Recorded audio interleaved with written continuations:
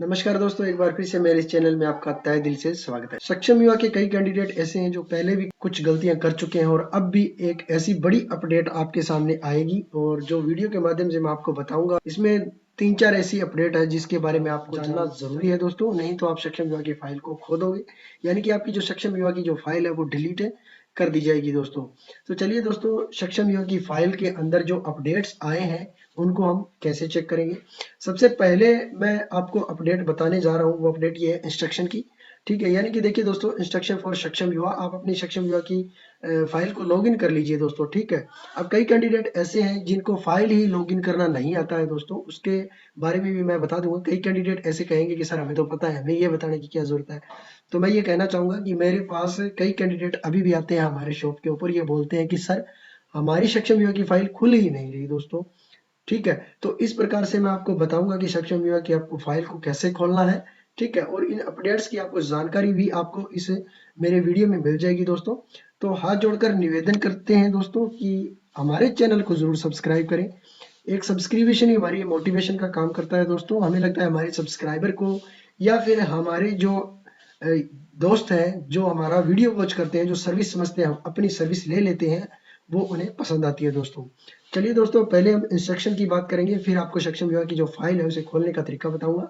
ठीक है, आपको क्या करना है, इंस्ट्रक्शन आपको 10+2 ग्रेजुएट, आपको जिस हिसाब से आपकी फाइल लगी हुई है उस हिसाब से आप इंस्ट्रक्शन चेक कर लेने हैं, या फिर आप सक्षम में जो नई पंजीकरण आप करेंगे तो उसके बारे में इंस्ट्रक्शन आप यहाँ से चेक कर सकते हैं। ठीक है, आप फाइल जैसे ही आप फाइल ऑनलाइन आपकी जो फाइल है वो लॉगिन कर लेते हैं।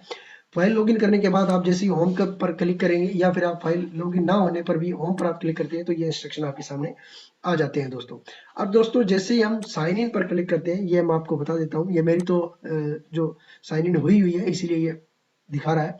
चलो वो मैं अपडेट है वो लास्ट में बता दूंगा कि आप सक्षम युवा की जो फाइल है वो कैसे लॉगिन कर पाओगे। पहले मैं जो अपडेट आई है वो बता देता हूँ। आपको क्या करना है, आपकी सक्षम युवा की जैसे ही फाइल खुल जाती है तो एप्लीकेशन स्टेटस में आपको आ जाना है।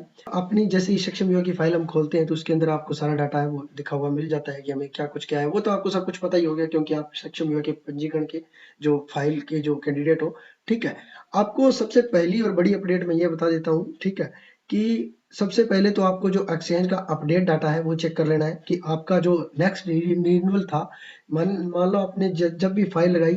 ठीक है, फाइल सक्षम युवा की आपने कभी मर्जी लगाई हो वो मैं नहीं कहूंगा, लेकिन जो 3 साल का जो टाइम मिलता है, जो बेरोजगारी भत्ते के अंदर हम जो फाइल लगाते हैं उसके अंदर जो एक्सचेंज जो हमारा भत्ता आता है, 900 आता है, 1500 आता है, 3000 आता है, जो क्वालिफिकेशन के हिसाब से, तो उसकी डेट आपको जो नेक्स्ट रिन्यूअल डेट है वो आपको चेक कर लेनी, वो आप अपने हिसाब से यहाँ पर चेक कर लेना है। ठीक है, सबसे जो पहली अपडेट है वो मैं ये आपको मैंने बता दिया है।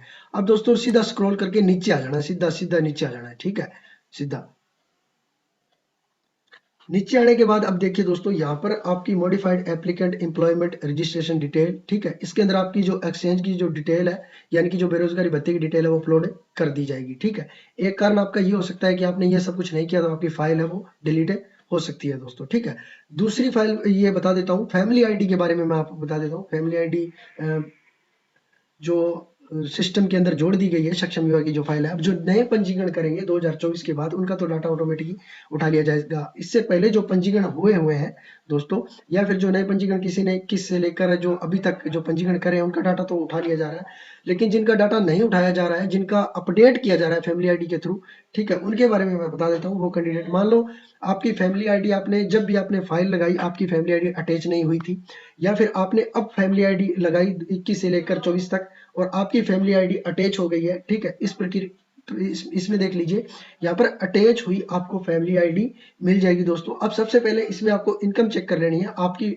जो सक्षम युवा की फाइल है उसके अंदर ये सब कुछ अपडेट होगा, इसके अंदर आपको इनकम चेक कर लेनी है। अब अगर आपकी 3 लाख से ज्यादा इनकम है तो आपको सक्षम युवा की जो फाइल है डिलीट होने का बहुत सारा खतरा है, यानी कि डिलीट कर ही दी जाएगी, क्योंकि इसके अंदर इंस्ट्रक्शन जो मैंने शुरुआत में जो इंस्ट्रक्शन बताया है उसके अंदर 3 लाख रुपए जो सक्षम युवा की फाइल है पंजीकरण करने के लिए जो मुख्य जो पात्रता है वो बता दी गई है दोस्तों। तो ये एक तो अपडेट ये है।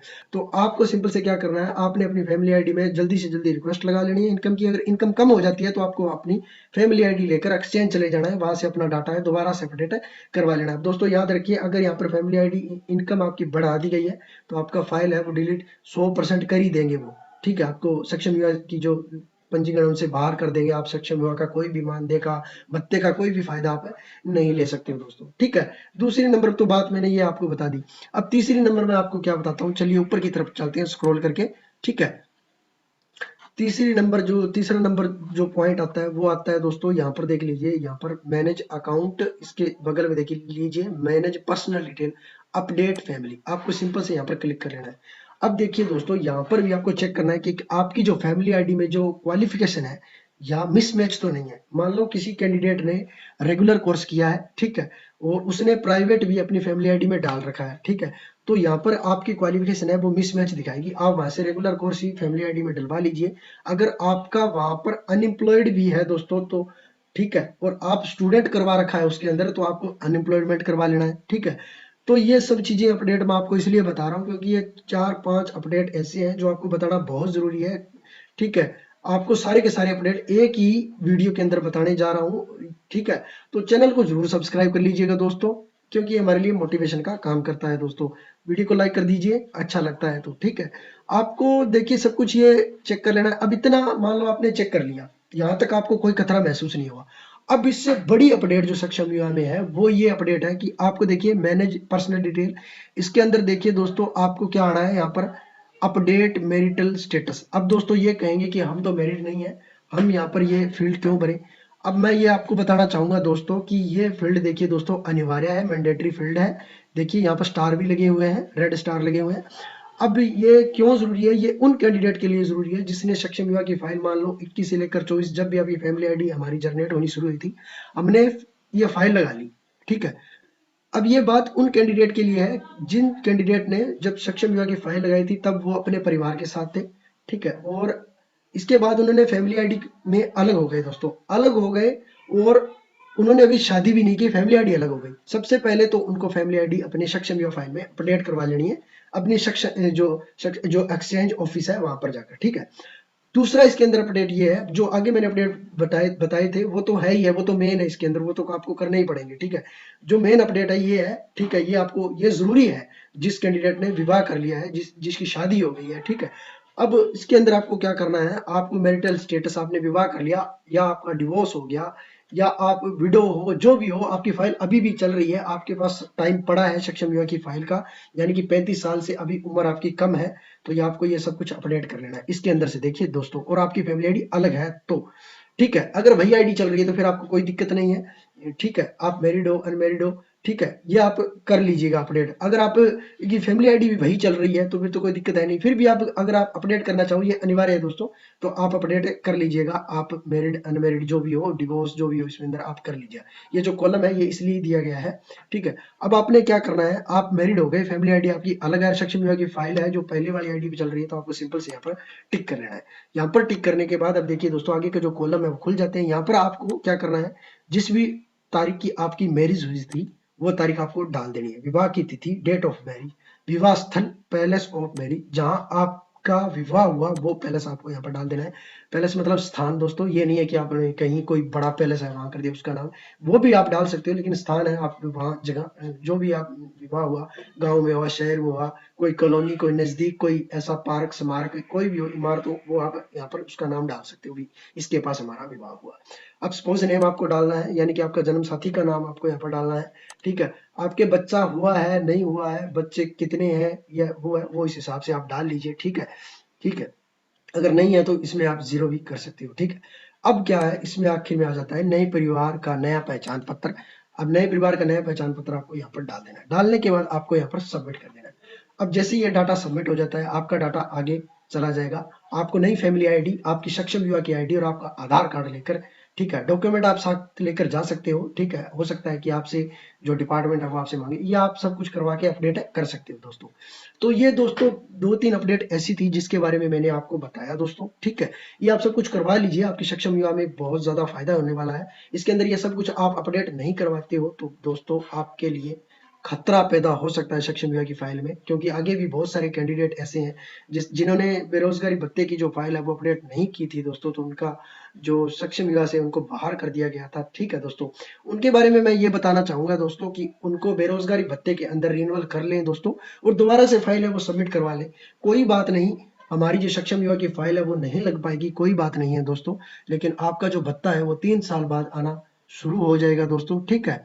3 साल के बाद अगर हमारा फाइल कंप्लीट हो जाता है तो उसके बाद जो हम जो फाइल लगाते हैं वो कहाँ से लगेगी, वो सरल हरियाणा से लगती है दोस्तों, ठीक है। अनएम्प्लॉयमेंट के रूप में जो भत्ता दिया जाता है उसका वीडियो भी मैंने अपने चैनल पर डाल रखा है, वो वीडियो भी आप देखना चाहो देख सकते हो, ठीक है। बाकी एक्सचेंज की अगर फाइल आप रिन्यूअल करना चाहो तो उसका वीडियो भी मेरे चैनल के अंदर है, मैं उसका लिंक दोनों का, जो पहले वाला वीडियो और दूसरे वाला, दोनों का लिंक मैं अपने वीडियो के डिस्क्रिप्शन में आपके लिए वैलिड करवा दूंगा, वहां से इसे चेक करके देख सकते हो, रिन्यूअल कर सकते हो। 2 महीने का ग्रेस पीरियड रहता है, ठीक है दोस्तों।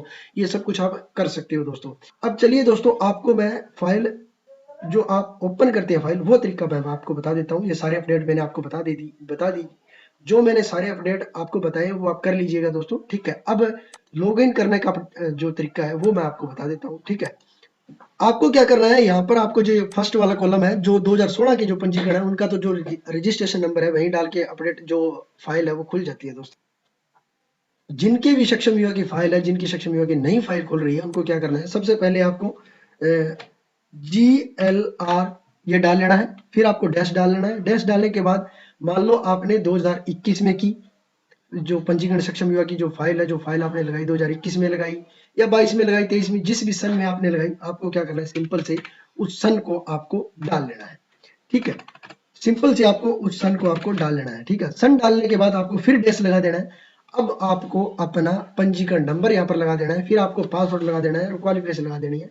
ये सब लगाने के बाद आपकी आईडी है दोस्तों वो खुल जाएगी दोस्तों, ठीक है।